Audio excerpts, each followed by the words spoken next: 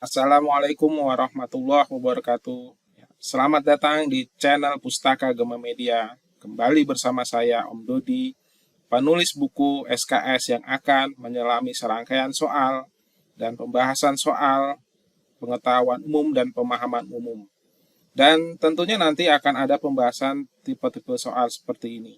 Jangan lupa subscribe, like, and share ke teman-teman Mas Bro dan Mbak Sis. Om akan doakan Mas Bro dan Mbak Sis lulus di SNBT tahun 2024. Jangan lupa order buku SKS menguasai TPS dan tes literasi sistem kebut semalam dengan klik link yang ada di deskripsi. Ini contoh pembaca yang lulus diterima di Ilmu Komputer UI dan Manajemen Kebijakan Publik UGM setelah membaca buku tes potensi skolastik dan tes literasi sistem kebut semalam. Ya, semoga tahun ini giliran Mas Bro dan Mbak Sis bisa diterima di SNBT tahun 2024. Amin. Baik ya, kita akan bahas soal pengetahuan dan pemahaman umum mulai dari nomor 1. Nah, di sini ada teks. Teks ini pertanyaan pertama menanyakan kalimat tidak logis dalam bacaan tersebut. Ya, dalam teks ini ada 8 kalimat. Kalimat ke-1 sampai kalimat ke-8. Nah, di sini ditanyakan soal pertama adalah kalimat yang tidak logis. Nah, apa yang dimaksud dengan kalimat tidak logis? Ini contoh kalimat tidak logis. Saya mengajar mata kuliah statistika di kampus. Ya, kalimat ini tidak logis karena yang diajar adalah mata kuliah, bukan mahasiswa yang diajar. Nah, ini kalimat yang tidak logis. Contoh lagi yang kedua. Waktu dan tempat kami persilakan. Kalimat ini tidak logis. Kenapa? Ya, karena yang dipersilakan adalah waktu dan tempat, bukan pembicara yang dipersilahkan. Ya, ini contoh kalimat yang tidak logis. Lalu contoh kalimat yang tidak logis yang sering diucapkan sehari-hari, ini jalannya macet. Ya, contohnya adalah jalannya macet. Ini sering diucapkan, tapi ternyata kalimat ini tidak logis. Ya, kenapa? Seharusnya yang terhenti adalah kendaraan, bukan jalanan. Nah, ini dianggap sebagai kalimat yang tidak logis. Nah, ini yang fatal nih. Yang fatal, HUT RI ke-78 sangatlah meriah. Ya, ini kalimat ini tidak logis. Ya, kenapa? Ya, karena bilangan 78 mengacu ke urutan jumlah RI. Memangnya RI ada berapa sih? Hanya satu kan ya, yaitu NKRI, Negara Kesatuan Republik Indonesia. Jadi kalau nulisnya RI ke-78, lantas RI yang ke-73 atau 70-nya itu gimana? Nah, ini adalah salah satu contoh kalimat yang tidak logis. Ya, oleh karena itu akan kita perbaiki menjadi kalimat yang logis. Nah, ini contoh kalimat yang logis. Saya mengajar mata kuliah statistika di kampus. Ya, ini yang tidak logis nih. Nah, kita perbaiki. Saya mengajarkan mata kuliah statistika di kampus. Nah, ini ditambahkan kata mengajarkan. Ya, diganti menjadi mengajarkan. Ya, ditambahin imbuhan kan.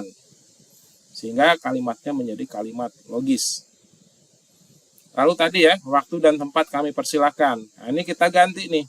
Ya, biasakan diganti menjadi kepada Bapak Jaka kami persilahkan. Orangnya namanya Pak Jaka di sini. Lalu jalannya macet. Ya, ini yang benar kalimatnya adalah lalu lintas di jalan raya macet. Nah, ini yang betul nih. Ya, tapi kalau karena sehari-hari udah biasa jalannya macet ya, untungnya orang pada paham. Tapi kalau secara formal, ya ini menjadi kalimat yang tidak logis ya, jalannya macet. Kalau diformalkan menjadi lalu lintas di jalan raya macet. Lalu berikutnya, ya, HUT RI ke-78 sangatlah meriah. Nah, ini kita jadikan kalimat yang logis, jadinya adalah HUT ke-74 RI diperingati dengan meriah. Nah, ini ya kalimat yang kita perbaiki. Nah, begitu ya Mas Bro dan Mbak Sis. Nah, ini kita kalau menggunakan bahasa Indonesia yang baik dan benar. Nah, sekarang kita kembali lagi ke soal. Kalimat yang tidak logis dalam bacaan tersebut adalah kalimat kedua. Kenapa? Ya, karena tidak memiliki subjek dan objek. Lalu yang berikutnya tidak ada tanda koma ketika diawali konjungsi dengan. Nah, kita lihat di sini kalimat kedua. Dianggap kalimat tidak logis. Ya, dengan berbagai informasi yang terjadi di berbagai belahan dunia, harusnya ada tanda koma. Ya, harusnya ada tanda koma. Ya, jadi di sini tambahin tanda koma, kini dapat langsung kita ketahui berkat kemajuan teknologi, misalnya melalui smartphone. Ya, kesalahan berikutnya di sini tidak ada subjek dan objek. Nah, harusnya di sini taruh subjek, ya. Terus kita ketahui apa nih? Ya, ketahui adalah misalkan informasi. Nah, makanya di sini kalimat ini harus kita ubah ya menjadi yang lebih logis. Jadinya seperti ini. Nah, ini kalimat yang benar. Kita sekarang dapat mengetahui berbagai informasi yang terjadi di berbagai belahan dunia berkat kemajuan teknologi, misalnya melalui telepon pintar. Nah, di sini kan jelas nih ya SPOK-nya ya. Subjek, keterangan waktu. Ya, ini adalah predikat. Ya, berbagai informasi itu adalah objek. Ya, ini juga jelas nih. Kalau yang tadi itu ya, subjeknya siapa, objeknya siapa tidak jelas. Nah, maka dari sini kita bisa jawab. Ya, jawabannya apa? Jawabannya yang apa? Yang B. Ya, betul sekali ya, jawabannya yang B. Baik ya, kita lanjutkan ke soal berikutnya. Kata bijaksana dalam kalimat 8 berasosiasi dengan ya, ini banyak yang kegocek nih. Ya, ada yang menjawab berakal, ada yang menjawab bersahaja. Nah, yang benar yang mana? Ya, ini kalau kita sering main ke KBBI online, kita akan paham ya, bijaksana itu apa. Ya, ini kita intip ya, KBBI online di sini, Kamus Besar Bahasa Indonesia Online atau KBBI daring namanya. Bijaksana. Nah, ini bijaksana ya menggunakan akal budinya. Nah, ini kata kuncinya di sini ya, budinya. Nah, berarti budinya itu berbudi berarti ya. Nah, sekarang kita cek aja berbudi itu bagaimana. Nah, berbudi kalau di sini ya mempunyai kebijaksanaan atau berakal. Nah, berarti jawabannya adalah yang A ya, jawabannya yang A. Nah, ini masih debatable ya. Ada yang jawabnya C ya. Ini ya tergantung panitianya nanti ya. Ya, ini yang C ini juga benar, tapi memang mengarahnya ini memang ya lebih khusus itu adalah berbudi. Ya. Kalau dilihat dari KBBI tadi, ya berakal juga bisa nih masuk nih. Tapi karena di sini ya bijaksana itu terkait. Jadi kalau orang yang berakal itu belum tentu bijaksana. Ya. Tapi kalau orang yang berbudi itu biasanya bijaksana ya. Ini menurut pendapat saya. Ya, makanya ini paling pas emang jawabannya yang A. Nah, kira-kira seperti itu. Ya. Lalu berikutnya kita lanjut ke soal yang ketiga. Ya. Kata yang memiliki makna bertingkat dengan kata akses dalam kalimat 4 adalah, nah, jawabannya apa nih? Nah, sekarang kita lihat dulu nih, maksud makna bertingkat itu apa sih? Makna bertingkat itu biasanya merujuk pada kata-kata yang memiliki kesamaan makna, tetapi pada tingkat yang berbeda atau lebih spesifik. Ya, ini seringkali terkait dengan konsep sinonim bertingkat. Contohnya apa nih? Nah, contohnya ada 3 kata di sini. Ada kata berjalan, berlari, dan bergegas. Ya, ketiga kata ini memiliki inti makna yang sama, yaitu perpindahan tempat. Tapi masing-masing kata tadi itu memiliki tingkat kecepatan dan urgensi yang berbeda. Nah, sekarang kita bedah di sini ya. Berjalan. Ya, berjalan itu mengindikasikan perpindahan dengan kecepatan normal. Nah, sedangkan berlari mengindikasikan perpindahan yang lebih cepat. Ya, jalan sama lari tentu lebih cepat berlari. Nah, ada lagi kata bergegas. Bergegas itu menambahkan unsur urgensi atau kebutuhan yang lebih cepat. Nah, ini ya, ini makna kata yang bertingkat. Nah, sekarang kita lihat di sini ya, akses. Nah, sebelum kita menjawab soal, ya, kita lihat dulu pilihannya di sini ya. Ini ada lorong, jalan, saluran. Ini sebenarnya artinya sama sebenarnya ya. Ya, kalau di Sumatera sana atau di daerah Melayu, lorong itu ya jalan ya atau gang. Ya, saluran itu buat air biasanya. Nah, ini sesuatu yang jalan ya. Ya, artinya jalan ya, saluran untuk jalan air. Nah, ini artinya sama. Nah, dalam soal-soal pilihan ganda, ya, sesuatu yang sama itu biasanya bukan jawaban. Dalam format pilihan ganda itu harus cari yang beda. Maka di sini lorong, jalan, saluran itu ini bukan jawaban. Sekarang kita lihat di sini akses. Akses itu kita padankan jaringan. Tapi sebelum jaringan saya ingin memberikan pemahaman ya buat Mas Bro dan Mbak Sis di sini bahwa fasilitas itu bisa berbentuk akses, sumber daya, peralatan, dan layanan.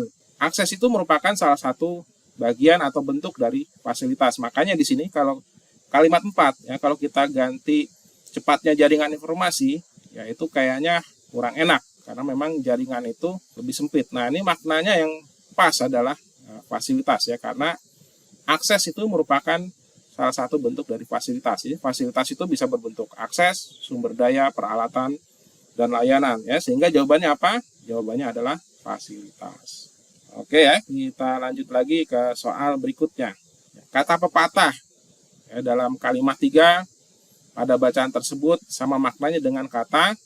Nah, pepatah itu biasanya sinonimnya itu adalah ungkapan.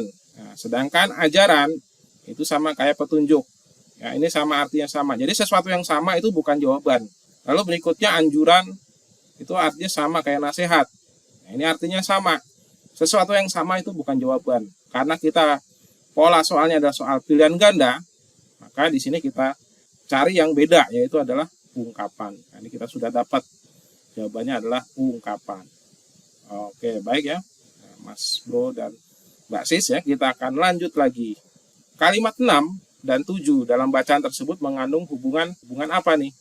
Nah, perluasan, penambahan, penegasan, penghubungan atau perincian.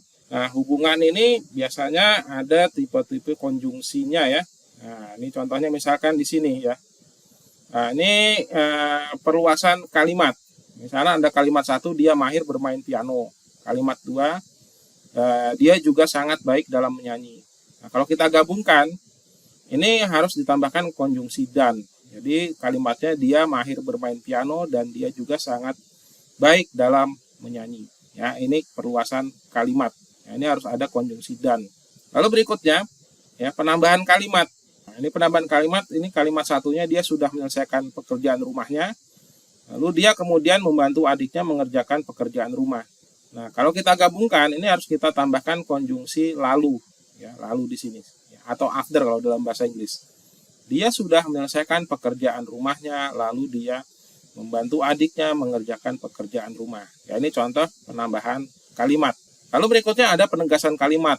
Ya, kita menggabungkan dua kalimat dengan kata yang berbentuk penegasan. Kota itu dikenal dengan sejarahnya yang kaya. Kota itu juga merupakan pusat budaya modern. Nah, ini kalau kita gabungkan, kita harus kasih yang namanya konjungsi bahkan ya.